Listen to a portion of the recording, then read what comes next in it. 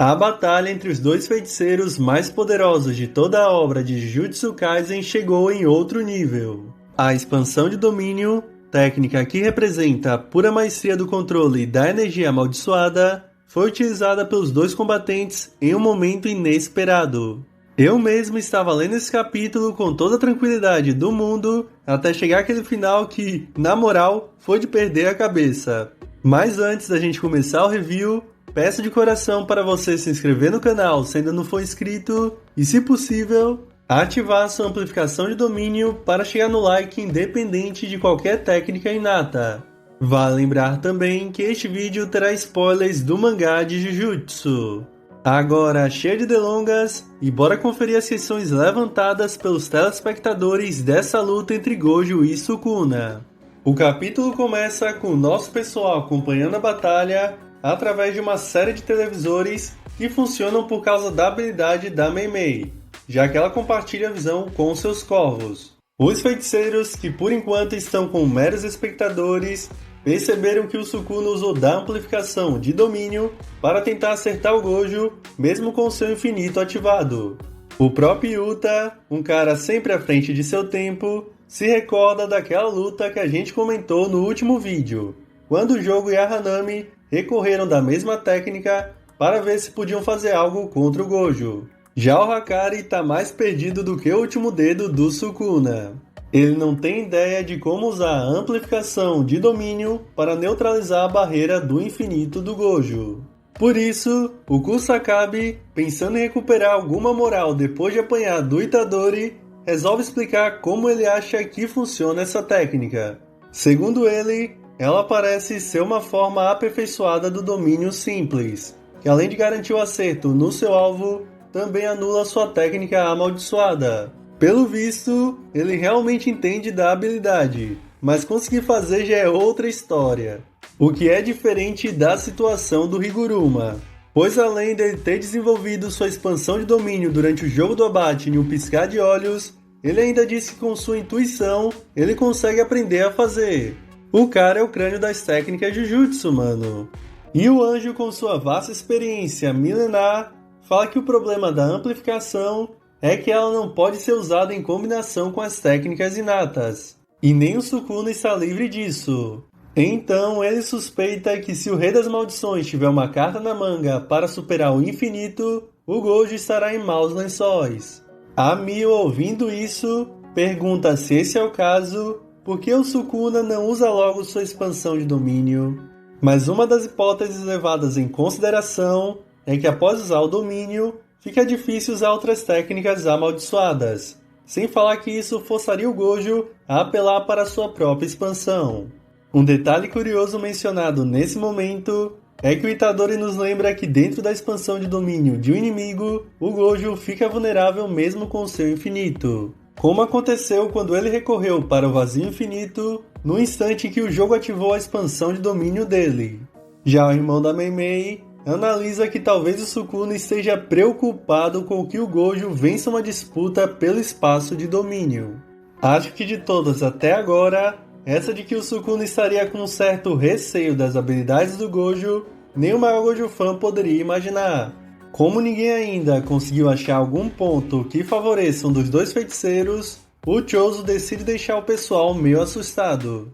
Ele fala que a expansão de domínio do Sukuna não possui barreiras. Quase todo mundo na hora fica incrédulo. Nem o Yuta nem o Hajime sabiam disso.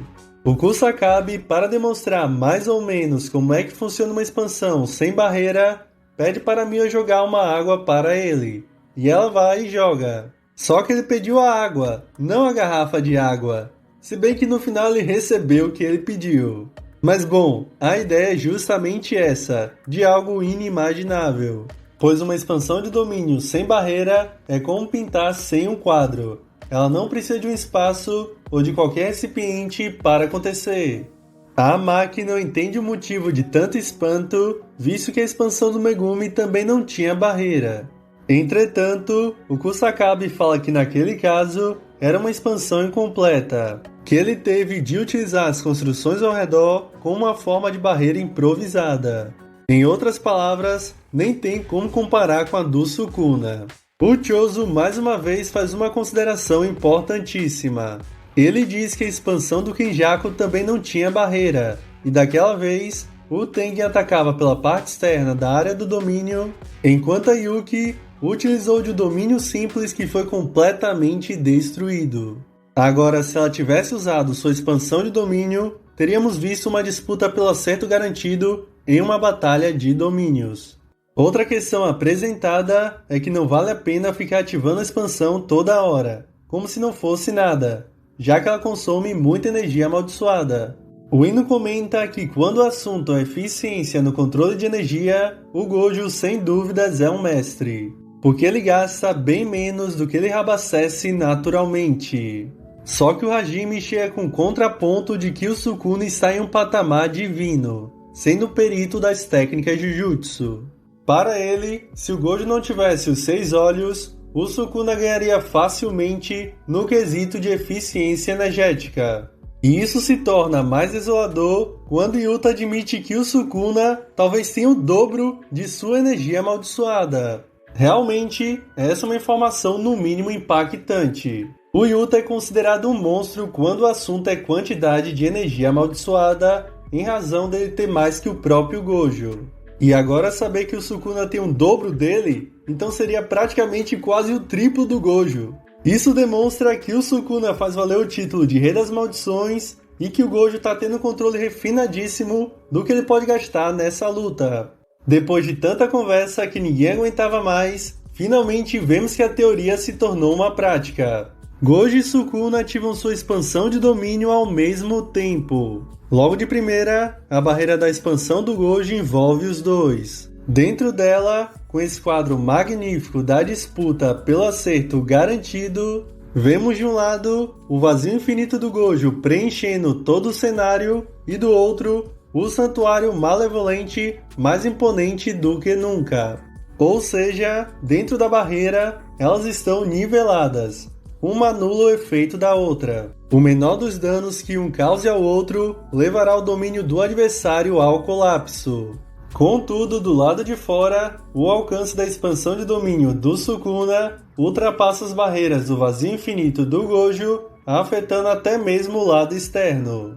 Casas, prédios, árvores, não importa, tudo foi cortado, retalhado. Como a gente viu durante aquela luta da primeira temporada contra o Mahito, a regra é clara. Você escapar de uma expansão de domínio é uma coisa muito difícil, mas entrar já é outra história. Porque se o que está do lado de fora passar para dentro do domínio, a vantagem continuará com quem o ativou. Desse modo, as barreiras são vulneráveis externamente porque elas têm como foco o que está dentro. Só que nesse caso, a barreira recebeu uma quantidade enorme de dano a ponto de ser rompida totalmente, levando ao colapso o domínio do Gojo e prevalecendo o santuário do Sukuna. E sem perder a oportunidade, o Sukuna desfere um corte fino, certeiro no pescoço do Gojo, deixando todos os leitores de Jujutsu desesperados para o próximo capítulo.